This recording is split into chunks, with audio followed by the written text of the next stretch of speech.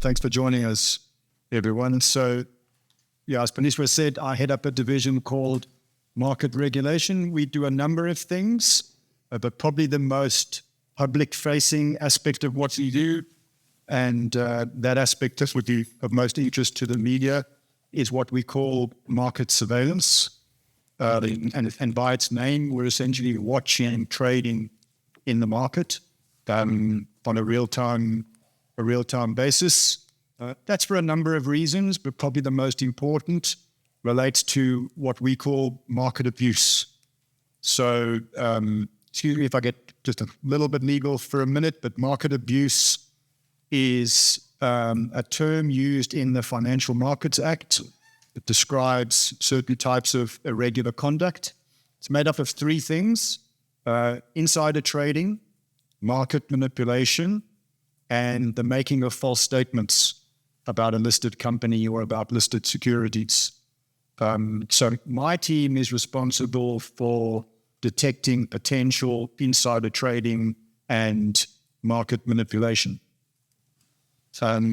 We do that through the use of technology primarily.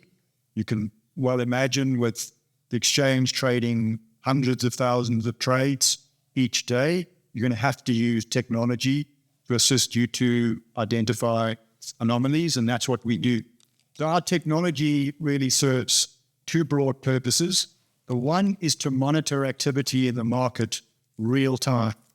And the reason for that is that if we're concerned that there might be potential harm to the market right now while the market is trading live, then it's not optimal for us to only intervene at a later stage. So, for example, if we think there might have been a leak of price-sensitive information and some people are acting on that information when they shouldn't be, in time, that issue will get properly looked at and will be investigated. But if we think there is harm to investors right now, because they're in the level playing field, there are insiders that are acting on this leaked information, then we might need to intervene right now and stop that from happening. And so you need a real-time system to be able to do that. And so we program our systems to look for anomalies. So as prices and volumes are changing live in the market against what we would expect the normal trading patterns to be, we are alerted by the technology to that, and that allows us then to intervene. But in other cases, it might be okay for us to only do our analysis after the fact.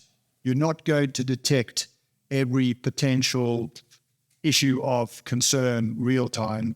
Sometimes you do just need to look for patterns that build up over time. So, for example, analyzing trading after a price-sensitive announcement has been published by an issuer is a standard practice. We, for example, will go and look at all price-sensitive announcements during a particular week and try and identify who was responsible for trading ahead of that announcement, and they might have taken advantage potentially of inside information and closed out their position at a profit after the announcement. So that's why I say it's really split into sort of a real-time focus as well as a post-trade as a post-trade focus. So just coming back for a minute to how we intervene in the market on a real-time basis, what do we do to prevent potential harm? We've got a lot of data in our system. If you're an investor in our market to one of our brokers, we've got a full history of your trading activity going back many years, and we've got all of your personal particulars. So if you're an investor and you go and open an account at one of our brokers, all of that personal information that you load when you open that account is visible to us. We have access to all of the broker's records through the trading technology that we've got. So it's not just a case of identifying unusual activity. Importantly, we can also see who is responsible for that activity, and that is really useful. If you want to determine whether the activity that you're monitoring is suspicious or not, you need to know who is responsible for it. Otherwise, frankly, you're just looking at graphs.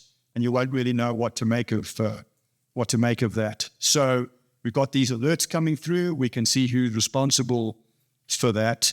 And if we're at all concerned, based on the trading activity, we'll go and look at what information is out there in the market. For example, has a price-sensitive announcement just been released? Well, if so, any activity that follows that is normal. It's what you would expect. It's just investors reacting to new information.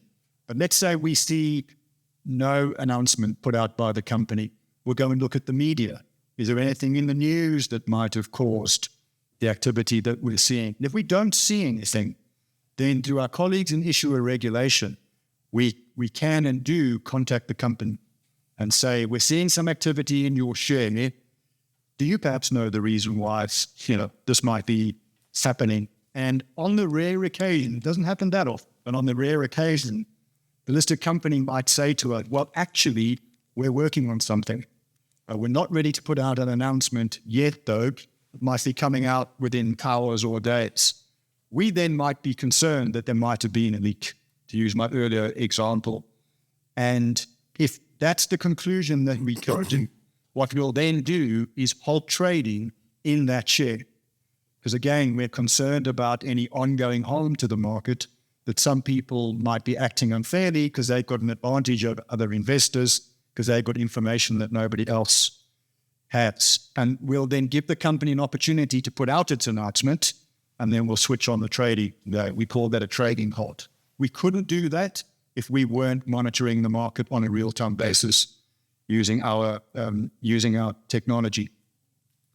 Important point to make then about our role and that of other regulatory actors. You're probably familiar with the work of the FSCA, but it's important to emphasize, and you may well know this, that there is sort of a starting and ending point to what our function is as a market regulator. Our job, per the legislation, is to try to identify potential market abuse, but it's not to investigate it. So those investors whose activity we're seeing in the market, we have no jurisdiction over. My team cannot call them. They can't call them in for a cup of tea. We can see their activity, but all we can do is try to determine whether we think, based on what we're seeing, that activity requires further investigation. And if we come to that conclusion, we hand it over to the FSCA. So it's just important to emphasize in our market surveillance role, it's not an investigative role, although many people call it that and will see it as. We would then pass our concerns, suspicions over to the FSCA, but we have drawn no conclusions based on what we've seen. It's simply saying we think this is worthy of investigation. We'll pass it on to the FSCA.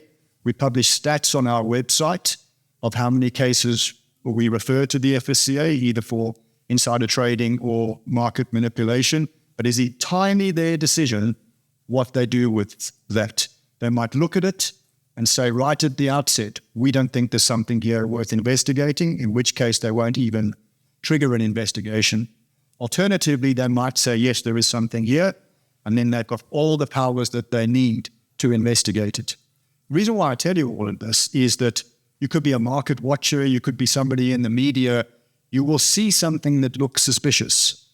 The reality is it might take a long time before anybody knows, even us, what the final outcome of that is. When we pass something over, that can just be the start of a process that can go on for years. And the FSCA has its own policy around what they tell the world. Typically, it won't be until they sanction somebody that anybody gets to know, including us, what the final outcome is.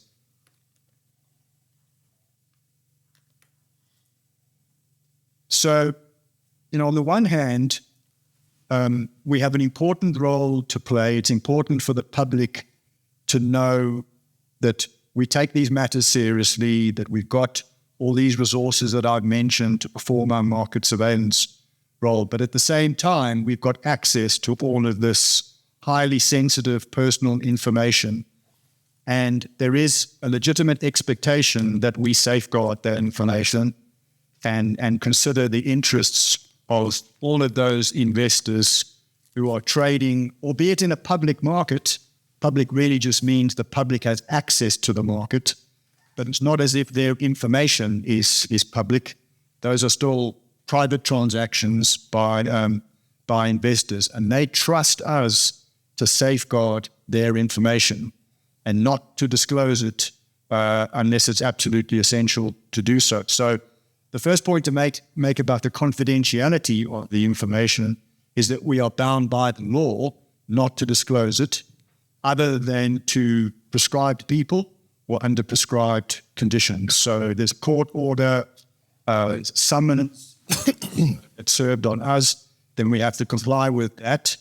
And we are allowed to share our confidential information with other regulators like the FSC, and that's what we do on an ongoing basis. But other than that, it can be highly prejudicial if we were to disclose information about the work that we're doing, again, long before there is an ultimate outcome. So there are a couple of exceptions to this, which I've mentioned on the slide. If something is already public, what's the point of us clamming up and just not even being prepared to comment? If the Steinhoff thing has happened, for the JSE to say no comment, frankly, makes us look bad. You're not taking this seriously. Why aren't you prepared to just confirm that you are looking at something? We will do that. But we're always thinking about what I've mentioned. Could we cause more harm than good to people by announcing something? And there will be a very small number of exceptions where we are prepared to say we are looking at that or we have referred. But that is really going to be the exception rather than the norm.